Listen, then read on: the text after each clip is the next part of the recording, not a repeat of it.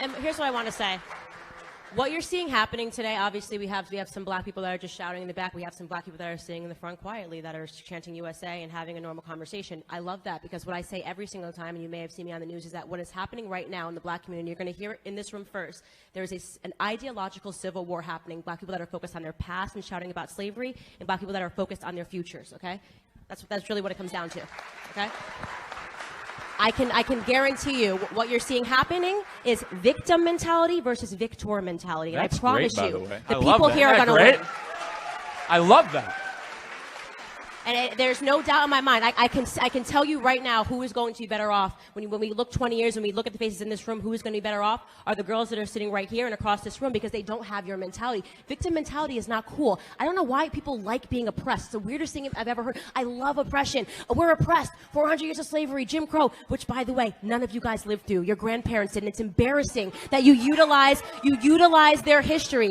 You utilize their history, and you come in here with more emotion than they ever had when they were living through it. More emotion than they ever had when they were living through it. It's embarrassing. You're not living through anything right now. You're overly privileged Americans. It's what's going on right now. Over here shouting, and I want to say some more. I'm not done. Over here shouting and booing the officers. That's a black officer in the back right there. Are you aware that there are black officers in the world? In District 11 in Chicago, where more black people... In District 11 in Chicago, where more black people have been gunned down than any place in America, which I went to go visit and speak to those cops, they are all black. When you launch a war on cops, you are launching a war on black men as well. I'm so ashamed of the way you guys are acting and the fact that you love being oppressed. I don't get it, and I'm going to tell you, you're not going to ever make me think that oppression is cool. You're never going to make me think oppression is cool. Okay, I have no idea what you said, but I'm just telling you, oppression is never gonna be, it's never gonna come in. It's a poor fad. It's not cool. It's just not cool, man. Like, I will say this, I've yet to meet an Asian American that walks around talking about the internment camps, and yet you will always find a black person talking about slavery, right? It's immediately. It's immediately. So what it comes down to is the fact, exactly what you said, is they have embraced a victor mentality. They don't go around seeing themselves like victims, asking for handouts and sympathy. They get to work, and they are the hardest working people in this country, which is why they are at the top of it. That's pretty much what it comes down to. Just so we're clear, the black single motherhood rate has jumped 72% since the 1960s. Not a single person here, if you're in the realm of sanity, is going to tell me that America is a more racist country today than it was 60 years ago. So you're going to have to explain to me why black Americans are worse off today than they were 60 years ago. Why my grandfather was able, who is still alive, was able to work himself. So the first thing is that you have to understand, when we walk in here, we're booed, we're shouted at. We've got girl fake reading a book, right? Standing over here, yelling at us, okay? So, yeah, right. So you have to understand, it's impossible to have a conversation when all we're here is to talk about our ideas, and people are so triggered by the idea that we don't agree with them. They don't want to have a discussion. Nobody has asked me my background. I come from the exact same background as you, okay? So the idea, wait, thank you for proving my point. But do you see what I'm talking about? So it's impossible for you and I to have a dialogue when they don't even, forget not respecting me. They think that I haven't even said what my ideas are, and they feel oppressed. It's impossible for them to even let you speak because they're so angry, and that's what the problem is. There is no dialogue because you have people, as I say, that don't know how to act civilized. It's what it comes down to, and I don't respect that at all. I don't vibe with it. I don't respect it. I don't care about it. It's not bullying me into thinking that this is the cool corner. Honestly, like I said, I think that you guys represent a brand of thinking oppression is cool. You think that you want to play the oppression Olympics and be the person that's, the least able to do something in this country. And at the end of the day, the person that's going to get ahead is the person that's willing to have a dialogue. That's it.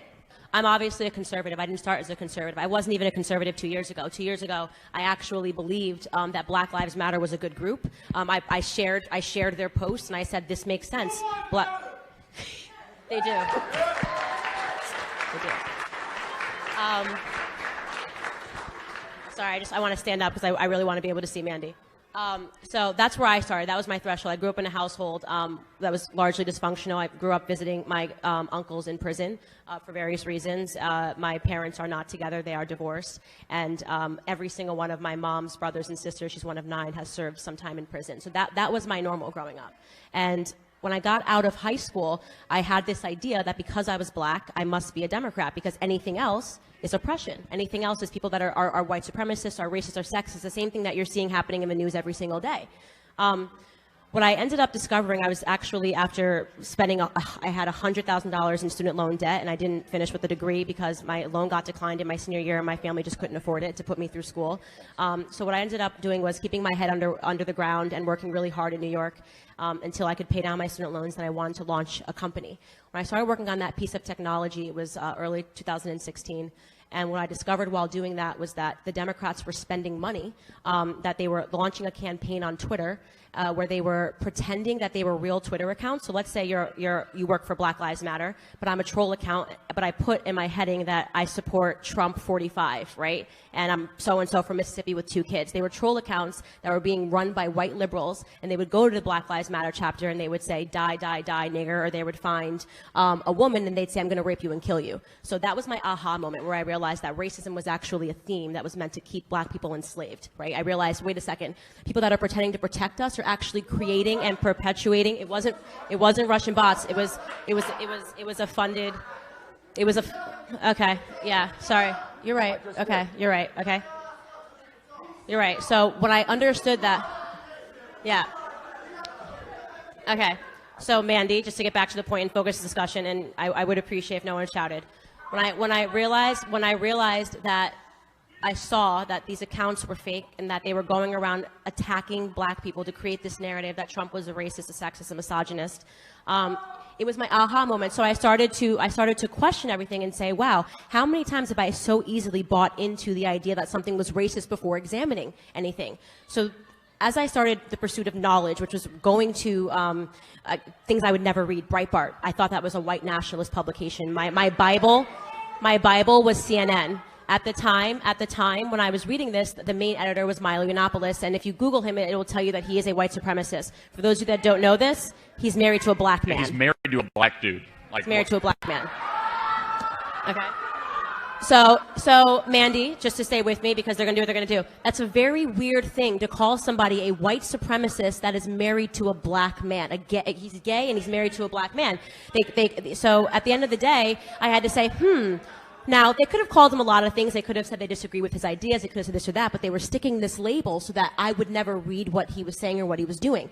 As I journeyed on and kept seeing that, I saw this everywhere, and I started to understand the publications that I once trusted, like the Washington Post and CNN, were lying about people that were just trying to come out and speak about different ideas, okay? It's the exact same thing now that Charlie Kirk's brand has grown. If you read anything about him, it tells you he's a white supremacist. I just had an article written about me yesterday. Now that you know my background and where I came up, in the environment that I came up in, calling me a white supremacist, which is it's insane to me that they would even do that. So to me, the ideas of racism and white supremacy are being used to block black people out of ideas that could potentially benefit them.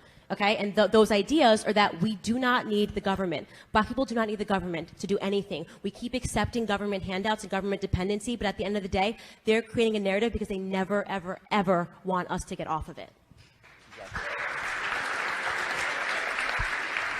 So you're exactly right. Black people disproportionately commit the crimes in this country. That's a fact, and it's going to trigger this crowd over here. It's a fact. Okay, we're 13% of the population, and we're committing essentially more than the majority of the murders that are happening in this country. Okay, so at the end of the day, if the black people that are in jail, whoever said 1 in 3 black people serve some prison sentence, they're not serving a prison sentence for being black. I'll tell you that much. Okay. No, you're not going into prison saying that you are spending time for being black. That is ridiculous. You have to commit a crime to serve jail time. You're right. So what we are fighting and why we come to these college campuses is that the extreme left is starting to have some major wins on campus, right? When you go around and you start calling everybody white supremacists and argue to get Turning Point chapters shut down and say that people cannot be conservatives and that somebody chanting USA is a racist, okay? We have to point that out to have a larger conversation about what's going on in this country, because the truth is, okay, when you use words like racist and sexist and misogynist over and over and over again, they lose their meaning. And that's the biggest problem that I have with it, is that nobody takes black people seriously anymore when we call something racist. That's a problem. We have to start injecting a more normal conversation into college campuses to win back that conversation that we should be having. Are there racists? Absolutely. But I can't think of a single thing during Donald Trump's term in office that he's actually done that has been racist. Trump finger to the press, right? And then next to him is Barack Obama sitting straight up, looking into the distance. It looks like he's got a ramrod straight up his ass. And you can almost see the steel behind his eyes. It's that far up. But the capper to the photo, it's the greatest thing in the world. The capper to the photo is in the background on Obama's left, is a bust of Abraham Lincoln going like this. And it's just great because it says everything about this election. But the idea that Obama, who considers himself this wonderful guy, but was really just a celebrity, right? He was just a celebrity reality TV star being faced with the actuality that he's going to be replaced by another reality TV star who he was joking about on Jimmy Kimmel like 3 years ago, saying he'll never be president. It's pretty spectacular. So we can at least be entertained. But on January 21st, we'll actually know what this looks like. I'm eager to get there because I want to know whether I was right or wrong about Trump. I hope I was wrong. I was wrong about his electability, obviously. So I hope that I'm also wrong about him as a president. I pray that I'm wrong about him as a president, or it's going to be a long 4 years.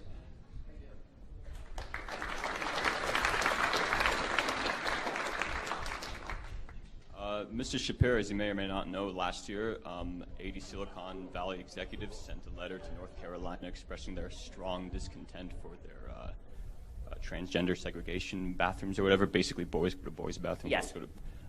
So for those of us that are going into tech or the private industries, how do we push for a global economy, or I guess at this point an American economy that's more conservative and actually has the values that we would like to work for? Yeah, I mean, power and money are the name of the game. And this is why I say you have to make choices knowing the industry that you're going into, how much you're willing to compromise your own values in order to go into that industry and become successful.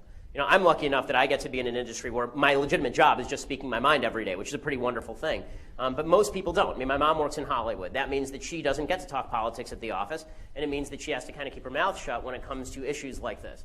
In the end, the people who have the money and the firing power are the ones who are going to be able to determine the future. It's also worthwhile noting, by the way, that conservatives ought to start using their marketing power in the way that the left has used their market power. So the left tries to boycott North Carolina, right, as you mentioned, because they don't like the policy. Well, conservatives should boycott those companies, right? But conservatives should say, well, if you're going to discriminate against North Carolina, we're not shopping with you. Right? If you're going to say to Brendan Eich, the CEO of Mozilla Firefox, that he has to be fired because he supports traditional marriage, then we should say, okay, no one's going to download Mozilla Firefox, and you're going to take a hit in your stock price. That's actually happening now with Grubhub, right? The Grubhub CEO said that he was going to discriminate against Trump employees, people who voted for Trump and were employees, and the stock price has dropped like $6 in the last 72 hours. The NFL, I think, is taking a major hit specifically because of this. I think Colin Kaepernick and the Black Lives Matter movement, it's turned off an entire audience. People who used to think, it's a Sunday, I'm just going to turn on the TV and watch a football game. They think, I don't want to lecture on how America's racist and awful, or Bob Costas telling me about gun control. Screw it. I'll just watch a rerun of the Dick Van Dyke Show or something. So Americans, conservatives need to start using their power in the market as well.